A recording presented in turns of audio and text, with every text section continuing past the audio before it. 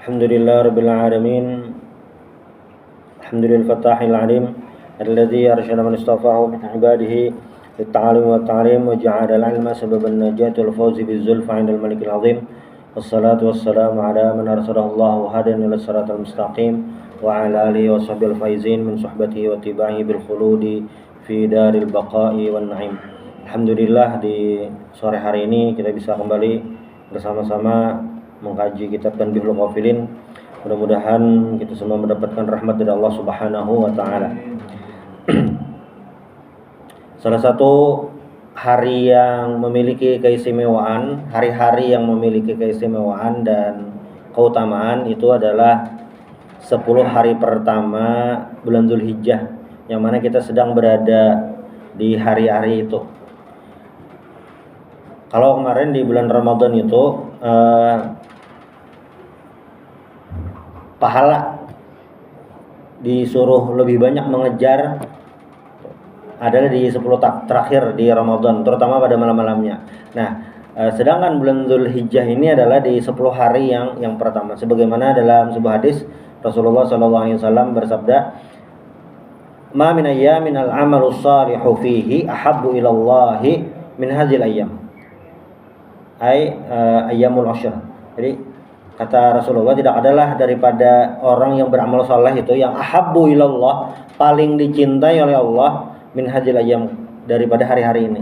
Nah, hadis ini menunjukkan tentang keutamaan, keafdoliahan 10 hari pertama bulan Dzulhijjah untuk beramal saleh, karena ini adalah hari yang paling disukai oleh Allah Subhanahu wa taala. Apapun amal ibadahnya. Nah, dan salah satunya itu adalah berpuasa pada hari Arafah.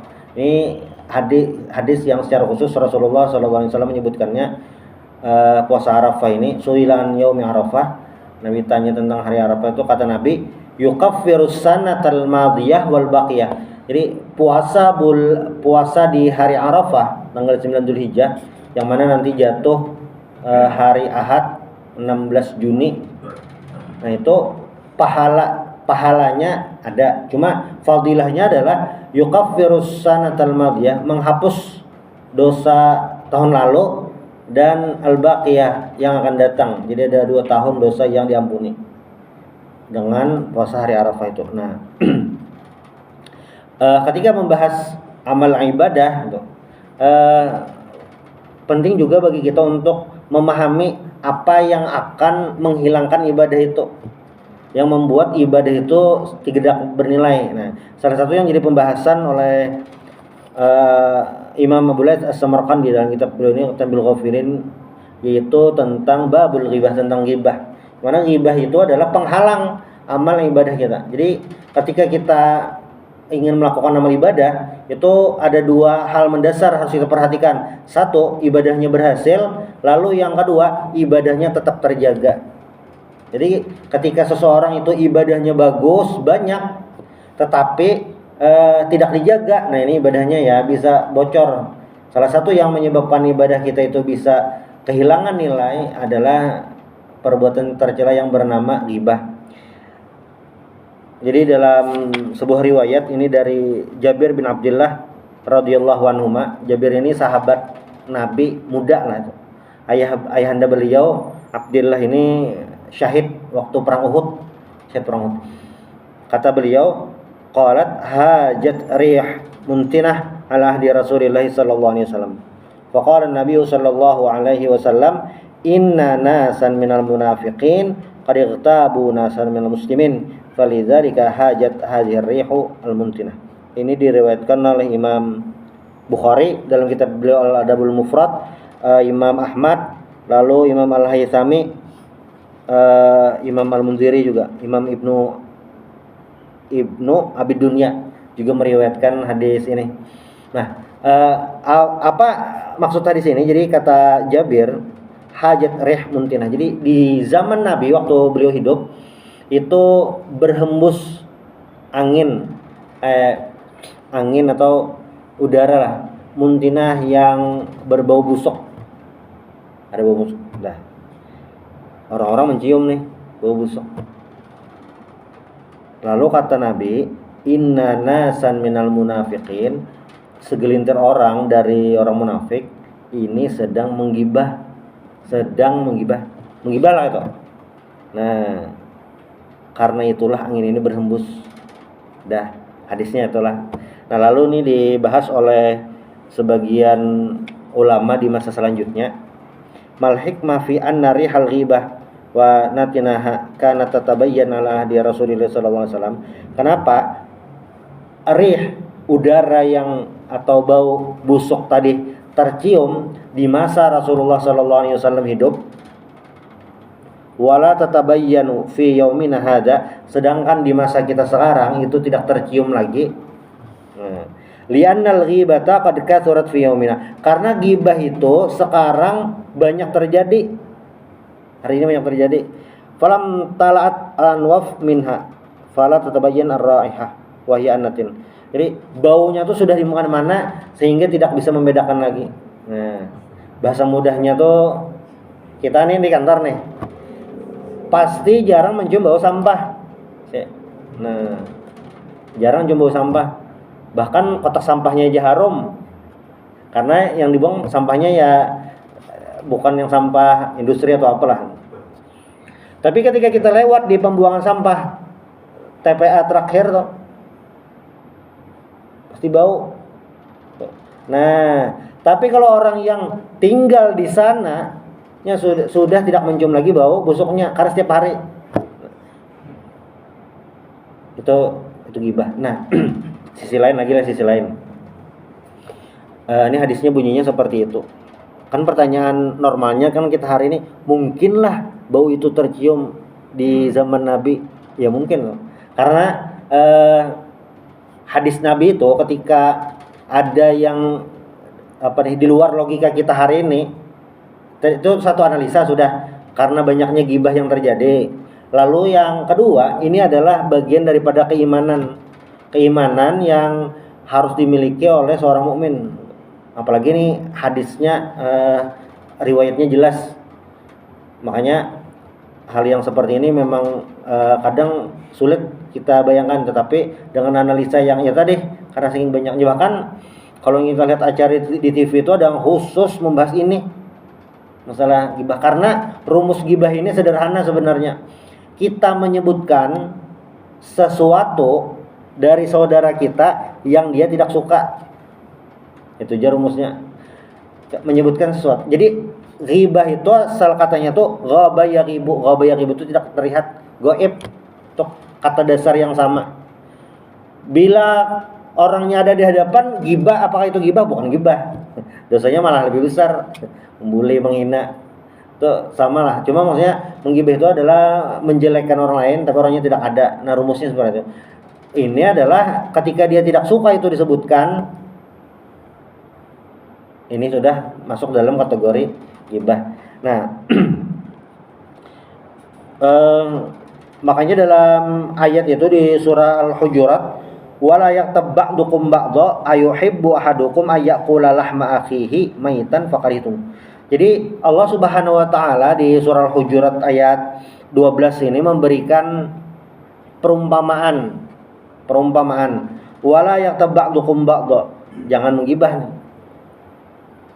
Apakah kalian suka ayyakula lahma akhihi maitan? Jadi orang yang menggibah itu diumpamakan seperti memakan bangkai saudaranya. Itu perumpamaannya. Nah, apalagi kalau dikaitkan dengan analisa para ulama, ghibah sekarang itu banyak. Nah, ini luar biasa. Di riwayat lain ini dari Hasan al-Basri.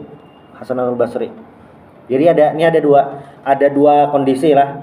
Satu, kondisi kita pelaku itu artinya melakukan ghibah.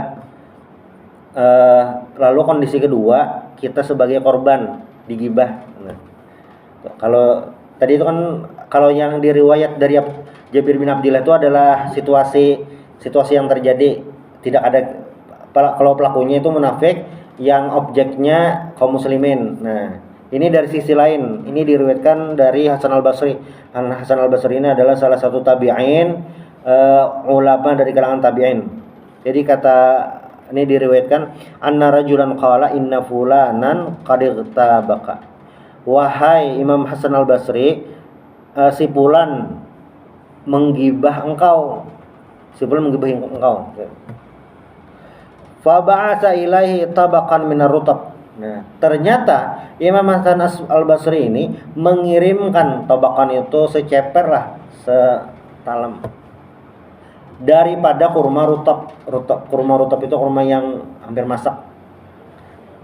Wa qal balagani annaka ahdaita ilayya hasanatik fa aratan uqafi'aka 'alaiha.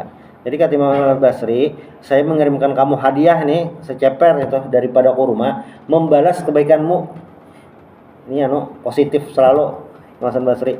Fahdarni fa inni la aqdirun uqafi'aka biha 'ala tamam. Jadi kata Imam Al-Basri, saya cuma bisa membalasmu ini. Terima kasih sudah mengirimkan kebaikan. Kata Imam Hasan Basri, ini luar biasa nih. Sidin beliau digibah, tapi balasannya bukan keburukan, malah terima kasih. Karena memang di akhirat itu atadruna manil muflis. Jadi Nabi bertanya, apakah tahu kalian orang yang rugi? Sahabat ya kan mau jawaban versi dunia. Rugi itu kan maksudnya yang modal seini, keuntungan seini, tidak modalnya ya tidak, keuntungan didapat tidak sesuai harapan. Yang jelas ini Allah wa Rasulullah alam, Allah dan Rasulnya lebih tahu maksud muflis dari pertanyaan Nabi ini. Kata Nabi, muflis ini adalah orang yang ketika di dunia dia memiliki banyak pahala, tetapi pahalanya itu hilang habis gara-gara apa? Perbuatan zalim. Salah satunya adalah ghibah ini. Jadi di akhirat itu yang paling misteri bagi kita, dan itu kerugian sekali bagi kita, adalah di mana kita berasumsi sudah banyak modal, sudah banyak persiapan, ternyata saat di akhirat modal kita tadi, pahala kita tadi berpindah tangan ke orang lain gara-gara ghibah. Salah satunya ghibah ini tadi rumusnya sangat mudah, menyebutkan sesuatu yang tidak disukai orang lain, orangnya tidak ada. Nah itu dah selesai deh ghibah. Makanya Imam Nawawi ketika membahas tentang babut taubah itu kan ada dua hal. Satu, minta ampun kepada Allah Subhanahu wa taala, itu syaratnya cuma 3. Tapi ketika berhubungan dengan manusia ada tambahan 1, yaitu minta maaf terhadap manusia. Nah, penting nih. Posisi kita dalam bab ghibah ini ada 2. Yang paling bahaya itu adalah sebagai pelaku. Nah, kalau sebagai objek ini aman aja. Makanya bisa jadi ada orang yang mungkin secara ibadah, hitungan ibadah itu standar, mungkin yang wajib-wajib saja yang dikerjakan, amaliyah sunnahnya bisa dikatakan minim. Tapi, nah ada tapinya, di akhirat bisa jadi dia termasuk orang yang beruntung. Kenapa? Karena banyak transferan pahala dari orang lain. Ini salah satu riwayat dari salah satu sahabat, Abu Umamah Al-Bahili radhiyallahu anhu qala, innal abda la yu'ta kitabuhu yaumal qiyamah fayara fihi hasanatin lam yakun amaluha fayaqul ya rabbi min aina li hadza fayaqul hadza bima igtabaka an-nas wa anta la tashur. Jadi di sini diceritakan nanti ada pada hari kiamat seorang hamba yang, lah kenapa nih jadi banyak nih buku saya ini banyak kebaikannya, perasaan dulu biasa-biasa aja. Nah, lalu kata Allah Subhanahu wa taala, ini dari orang-orang yang menggibah kamu sedangkan kamu tidak merasa. Tidak merasa, ini salah satu yang ya keuntungan. Nah, makanya kalau ini kita lihat di hadis lain itu fal yakul khairan aw liyasmut. Fal yakul khairan itu ini 2 pilihan. Hadis ini sebenarnya prioritas utama itu adalah fal yakul khairan. Kalau tidak bisa falyaqul khairan, baru liyasmut, bukan dipaling. Jadi kalau yang hadis ini berbeda dengan yang definisi pepatah diam itu emas. Ini bukan, maksudnya di hadis ini. Nah, jadi Nabi itu menganjurkan falyaqul khairan. Jadi kalau kita kebetulan memiliki kemampuan berbicara bagus dan memberikan motivasi serta bisa berbicara positif, maka lakukan. Karena hadis Nabi ini nomor satunya falyaqul khairan. Yang kedua, liyasmut. Nah, gibah ini sisi lain lagi lah, sisi lain. Kita lagi duduk, situasi duduk nih. Tapi ternyata ada datang teman kita menggibah. Apa yang harus dilakukan? Alternatifnya adalah membelakan orang yang digibah. Nah, itu mengcounter. Jadi gibah ini kan bisa terjadi, satu ada si pelaku, lalu yang kedua ada yang orang mendengarkan. Ada orang mendengarkan. Ini beda hukum gibah ini dengan yang namanya hasad. Beda. Hasad itu lebih berbahaya dari gibah, berbahaya sebenarnya. Gibah itu kita perlu teman. Nah, perlu teman. Jadi misalnya lah menggibah di rumah sorangan sendirian aja nih dengan tembok. Apakah masuk kategori gibah? Tidak. Jadi harus ada yang mendengarkan. Menggibah pokoknya lagi benci, lagi apalah itu. Tapi tidak ada yang mendengar. Itu bukan gibah. Sudah. Ini beda dengan hasad. Hasad itu adalah perasaan di mana dia merasa paling sempurna.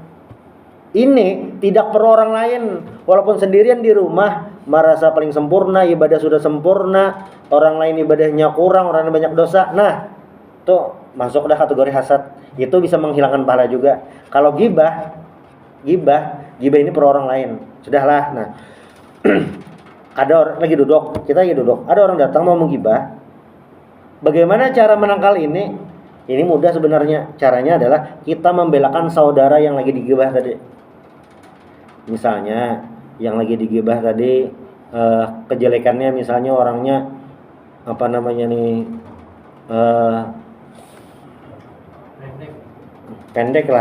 pendek, cebol, stunting, pokoknya itulah.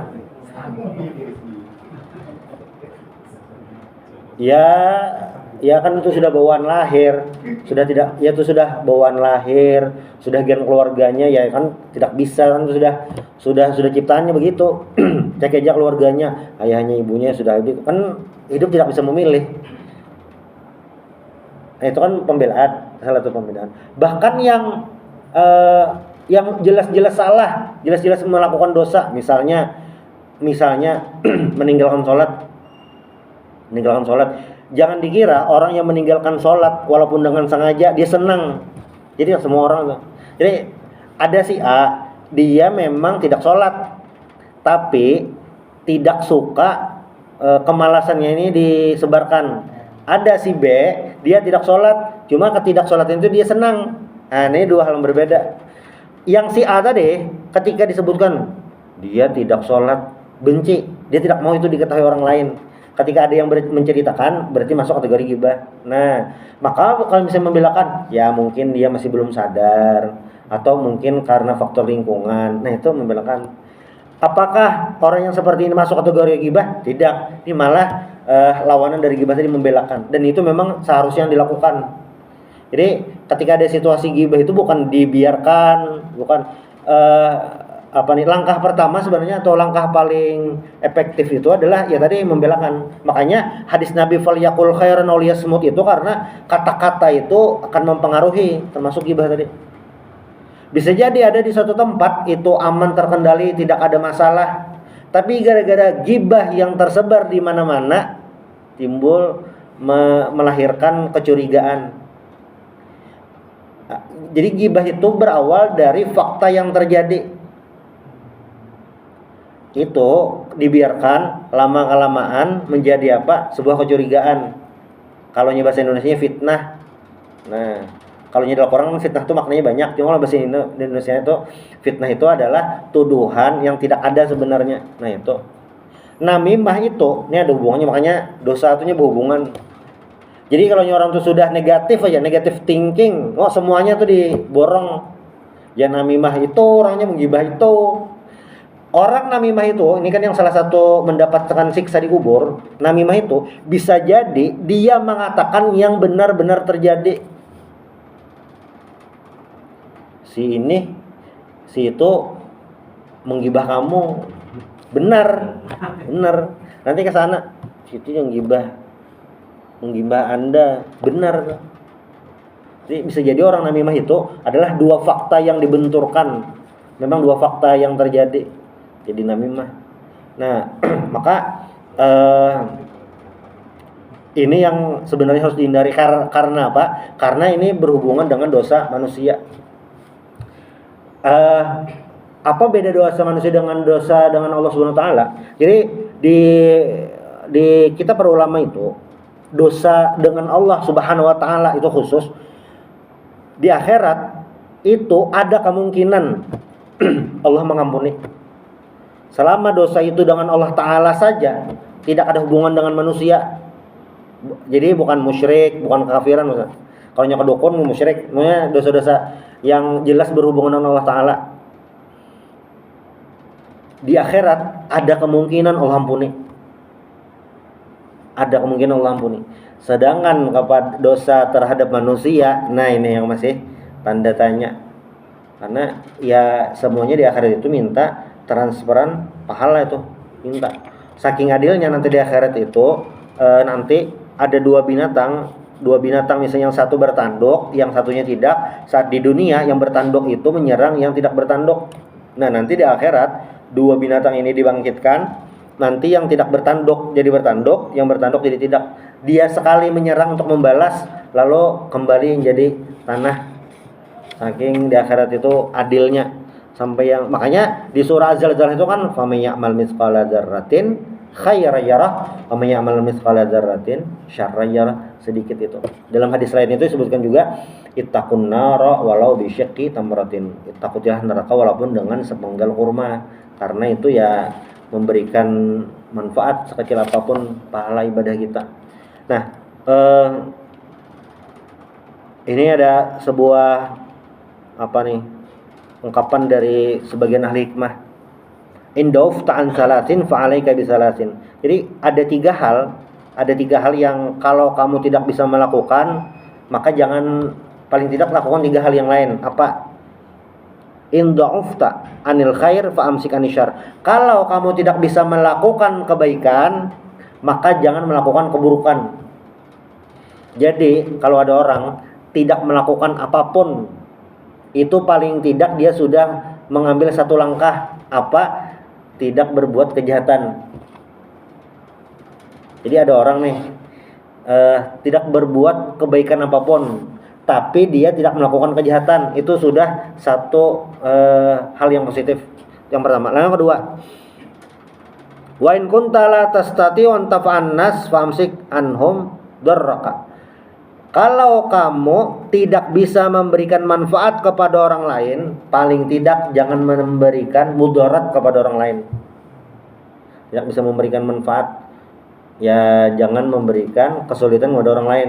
Kedua, yang ketiga, wa in kunta la tastati'u an tasum fala ta'kul luhuman nas. Kalau kamu tidak mampu berpuasa, paling tidak jangan memakan daging manusia. Nah, ini yang maksudnya dengan gibah tadi. Itu. Jadi ya mungkinlah kita dalam posisi malas dalam beribadah. Malas. Apa yang harus dilakukan semalas-malasnya kita melakukan ibadah, paling tidak jangan mengerjakan dosa. Paling tidak kan misalnya ibarat catatan amal kita itu kertas. Kalau misalnya melakukan ibadah itu kertas itu diberikan warna biru misalnya, maka ketika tidak bisa menuliskan dengan warna biru, paling tidak jangan dikotori dengan warna hitam. Jadi tetap putih aja. Tetap putih. Ya walaupun tidak melakukan kebaikan, ya paling tidak jangan dikotori dengan warna hitam. Nah, itu. Ini hubungannya dengan ghibah tadi. Nah, lalu riwayat lain disebutkan bahwasanya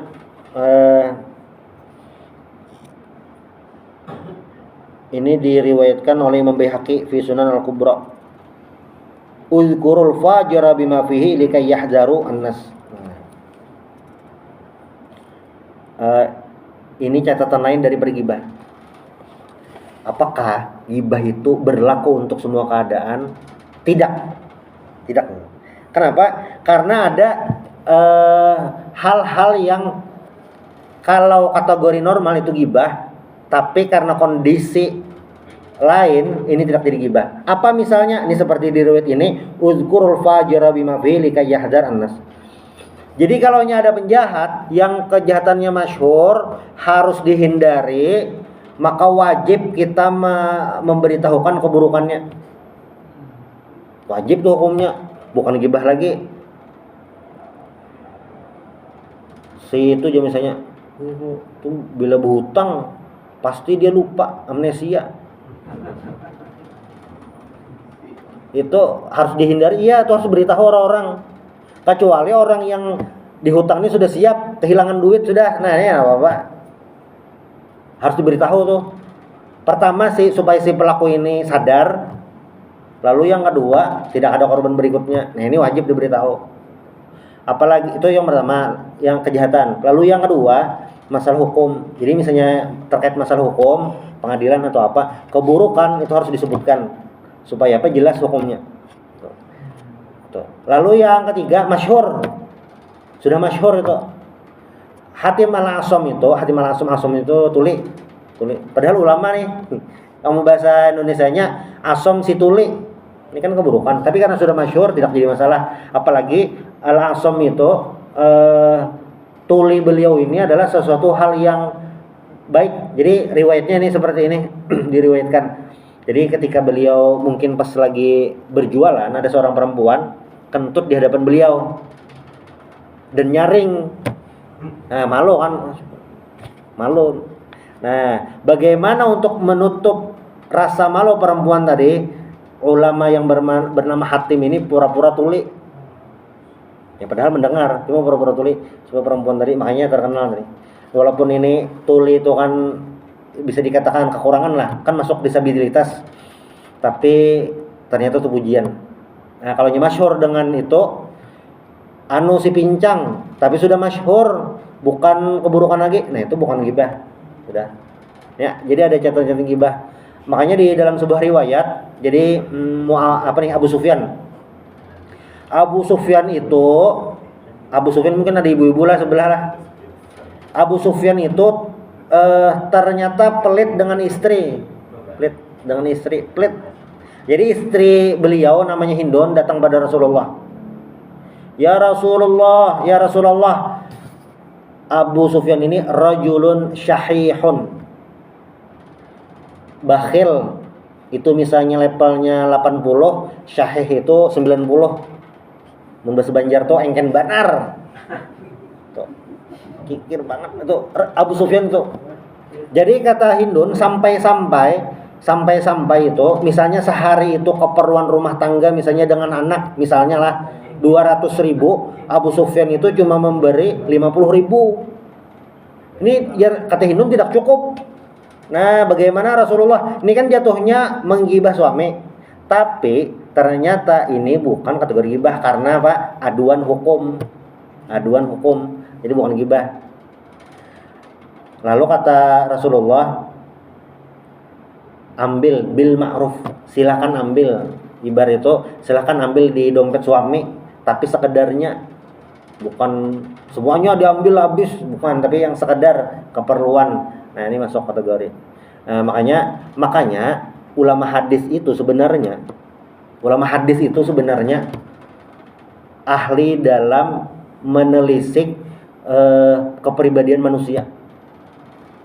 Jadi ada salah satu ulama hadis kata beliau, seandainya bukan ilmu hadis, keperluan ilmu hadis ini saya tidak akan melakukannya. Kenapa? Karena kan ulama hadis itu kayak ini. Misalnya lah, ini hadis diriwayatkan ini, wah jangan diambil, dia pendusta. Jangan diambil, dia pembohong. Itu pekerjaan ulama hadis itu harus memburukan manusia. Karena apa? Keperluan ilmu. Itu juga sama mau menikah itu sama tuh. Jadi jangan di generalisir gibah itu buruk, bukan. Jadi ada situasinya. Dia pasti tidak suka, tapi ini kan untuk kebaikan. Ada orang mau menikah, ternyata yang calon suaminya nih tidak mau sholat, sering ke clubbing gitu, ke HBI, pokoknya tempat-tempat yang tidak baik. Nah, maka misalnya kebetulan keluarga ya harus diberitahu, oh ini tidak baik. Nah, jadi gibah ini ya tidak berlaku umum. Jadi dasarnya tidak boleh, tapi ada situasi yang tertentu itu yang bisa dibolehkan. Tapi jangan dibalik. Oh, ini penting harus tahu aja. Bukan. Jadi ada posisi-posisinya lah. Nah, bisa kita saja menempatkan ini bagus di mana, ini di mana lah. Mungkin itu mudah-mudahan bermanfaat. Subhanallah bihamdik, asyhadu an la ilaha illa anta, astaghfiruka wa atubu ilaik. Assalamualaikum warahmatullahi wabarakatuh.